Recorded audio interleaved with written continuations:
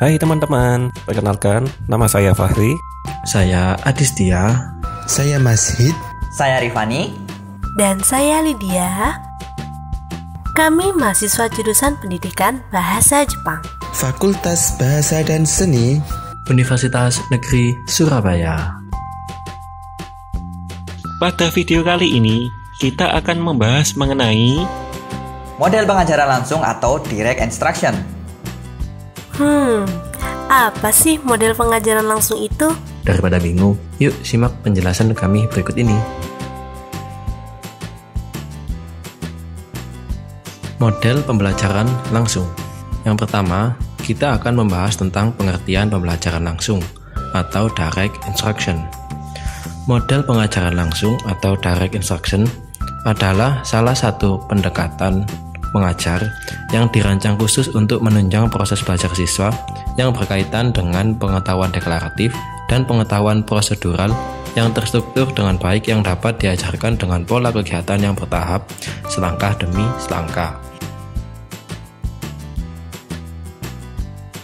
Model pembelajaran langsung atau direct instruction adalah model pembelajaran yang menekankan pada penguasaan konsep dan atau perubahan perilaku dengan mengutamakan pendekatan deduktif. Dalam hal ini, guru berperan sebagai penyampai informasi. Dan dalam hal ini, guru seyogyanya menggunakan berbagai media yang sesuai, misalnya film, tape recorder, gambar, peragaan, dan sebagainya.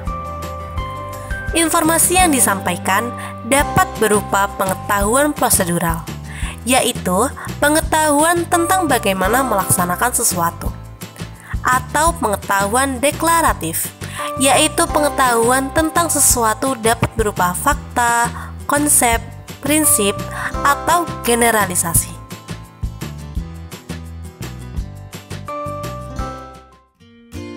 Ciri-ciri model pembelajaran langsung. Ciri-ciri model pembelajaran langsung menurut Kargi dan Nur adalah sebagai berikut. 1. Adanya tujuan pembelajaran dan pengaruh model pada siswa termasuk prosedur penilaian belajar. 2. Memiliki sintak atau pola keseluruhan dan alur kegiatan pembelajaran. Yang ketiga, sistem pengelolaan dan lingkungan belajar model yang diperlukan agar kegiatan pembelajaran tertentu dapat berlangsung dengan berhasil.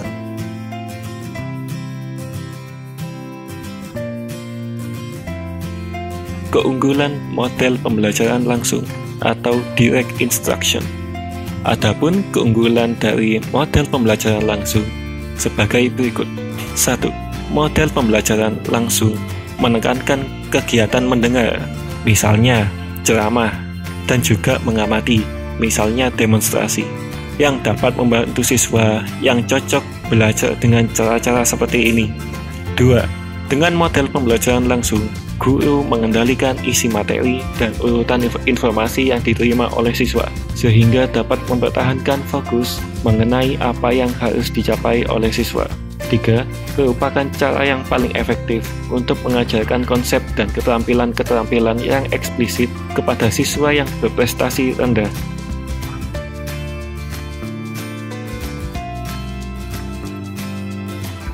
Model pembelajaran langsung dapat digunakan untuk membangun model pembelajaran dalam bidang studi tertentu. Guru dapat menunjukkan bagaimana suatu permasalahan dapat didekati, bagaimana informasi dianalisis, dan bagaimana suatu pengetahuan dihasilkan. Dapat digunakan untuk menekankan poin-poin penting atau kesulitan-kesulitan yang mungkin dihadapi siswa sehingga hal-hal tersebut dapat diungkapkan. Dapat menjadi cara yang efektif untuk mengajarkan informasi dan pengetahuan faktual yang sangat terstruktur. Model pembelajaran langsung bergantung pada kemampuan refleksi guru sehingga guru dapat terus-menerus mengevaluasi dan memperbaikinya.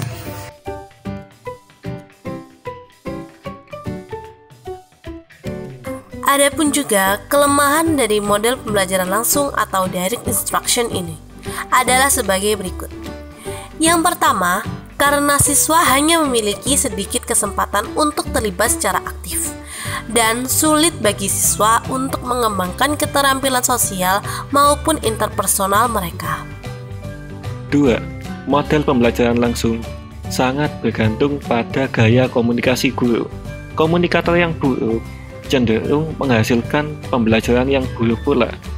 Dan model pembelajaran langsung membatasi kesempatan guru untuk menampilkan banyak perilaku komunikasi positif. 3. Jika model pembelajaran langsung tidak banyak melibatkan siswa akan kehilangan perhatian setelah 10-15 menit dan hanya akan mengingat sedikit isi materi yang disampaikan.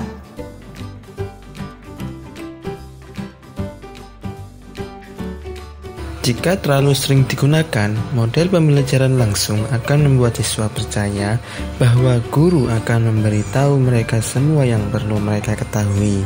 Hal ini akan menghilangkan rasa tanggung jawab mengenai pembelajaran mereka sendiri. Yang kelima, karena guru memainkan peran pusat dalam model ini, kesuksesan strategi pembelajaran ini bergantung pada image guru.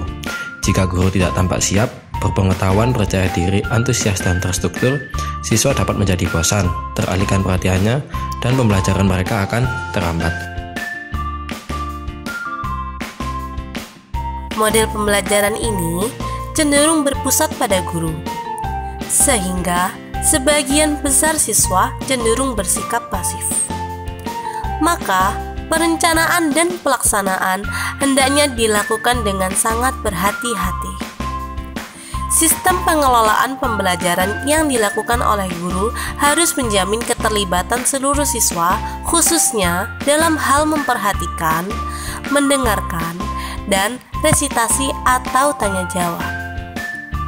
Pengaturan lingkungan mengacu pada tugas dan memberi harapan yang tinggi agar siswa dapat mencapai tujuan pembelajaran.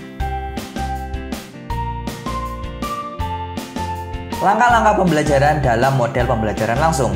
Langkah-langkah pembelajaran model pembelajaran langsung atau direct instruction pada dasarnya mengikuti pola-pola pembelajaran secara umum.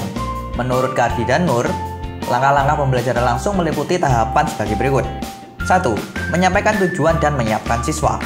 Tujuan langkah awal ini untuk menarik dan memusatkan perhatian siswa, serta memotivasi mereka untuk berperan serta dalam pembelajaran ini. 2. Menyampaikan tujuan. Siswa perlu mengetahui dengan jelas mengapa mereka berpartisipasi dalam pembelajaran tertentu, dan mereka perlu mengetahui apa yang harus mereka lakukan setelah selesai berperan serta dalam pembelajaran ini. 3. Menyiapkan siswa. Kegiatan ini bertujuan untuk menarik perhatian siswa, memusatkan perhatian siswa pada pokok pembicaraan, dan mengingatkan kembali pada hasil belajar yang telah dimilikinya, yang relevan dengan pokok pembicaraan yang akan dipelajari. 4. Presentasi dan demonstrasi. Melakukan presentasi atau demonstrasi pengetahuan dan keterampilan. Kunci untuk berhasil adalah mempresentasikan informasi sejelas mungkin dan mengikuti langkah-langkah demonstrasi yang efektif. 5. Mencapai kejelasan. Hasil-hasil penelitian secara konsisten menunjukkan bahwa kemampuan guru untuk memberikan informasi secara jelas dan spesifik pada siswa mempunyai dampak yang positif terhadap proses belajar siswa. 6. Melakukan demonstrasi. Agar dapat mendemonstrasikan suatu konsep atau keterampilan yang berhasil, guru perlu sepenuhnya menguasai konsep atau keterampilan yang akan didemonstrasikan dan berlatih menggunakan demonstrasi untuk menguasai komponen-komponennya. Yang ketujuh, mencapai pemahaman dan penguasaan. Untuk menjamin agar siswa akan mengamati tingkah laku yang benar dan bukan sebaliknya, guru perlu benar-benar memperhatikan apa yang terjadi pada setiap tahap demonstrasi. Ini berarti bahwa jika guru menghendaki agar siswa-siswanya dapat melakukan sesuatu yang benar, guru perlu berupaya agar segala sesuatu yang didemonstrasikan juga benar. Jadi tidak hanya ada hal yang didemonstrasikan, tapi hal itu juga harus terlihat benar. Lalu yang ke-8, berlatih. Agar dapat mendemonstrasikan sesuatu dengan benar, diperlukan latihan intensif dan memperhatikan aspek-aspek penting dan keterampilan atau konsep yang didemonstrasikan. Karena ketika kita mendemonstrasikan sesuatu, tidak langsung akan menjadi berhasil, tapi pasti ada gagalnya. Oleh karena itu, latihan itu diperlukan agar terdapat proses yang nanti akhirnya akan mendapatkan hasil yang lebih maksimal. Lalu yang ke-9, memberikan latihan terbimbing. Salah satu tahap penting adalah cara guru mempersiapkan dan melaksanakan pelatihan terbimbing. Keterlibatan siswa secara aktif dalam pelatihan dapat meningkatkan retensi, membuat belajar berlangsung dengan lancar dan memungkinkan siswa menerapkan konsep atau keterampilan pada situasi yang baru. Selanjutnya, mengecek pemahaman dan memberikan umpan balik. Tahap ini kadang disebut juga dengan tahap resitasi, yaitu guru memberikan beberapa pertanyaan lisan atau tertulis kepada siswa, dan guru memberikan respon terhadap jawaban siswa. Guru dapat menggunakan berbagai cara memberikan umpan balik. Misalnya adalah umpan balik secara lisan, tes, dan komentar tertulis. Dan yang terakhir adalah memberikan kesempatan latihan mandiri. Pada tahap ini, guru memberikan tugas kepada siswa untuk menerapkan keterampilan yang baru saja diperoleh secara mandiri. Tahapan atau sintaks model pembelajaran langsung menurut Bruce dan Weil adalah sebagai berikut. Yang pertama ada orientasi. Sebelum menyajikan dan menjelaskan materi baru, akan sangat menolong siswa jika guru memberikan kerangka pembelajaran dan orientasi terhadap materi yang akan disampaikan. Bentuk-bentuk orientasi dapat berupa: yang pertama ada kegiatan pendahuluan untuk mengetahui pengetahuan yang relevan dengan pengetahuan yang telah dimiliki siswa. Lalu ada mendiskusikan atau menginformasikan tujuan pembelajaran. Yang ketiga ada memberikan penjelasan atau arahan mengenai kegiatan yang akan dilakukan. Selanjutnya ada menginformasikan materi atau konsep yang akan digunakan dalam kegiatan yang akan dilakukan selama pembelajaran. Dan yang terakhir ada menginformasikan kerangka pembelajaran. 2. Presentasi.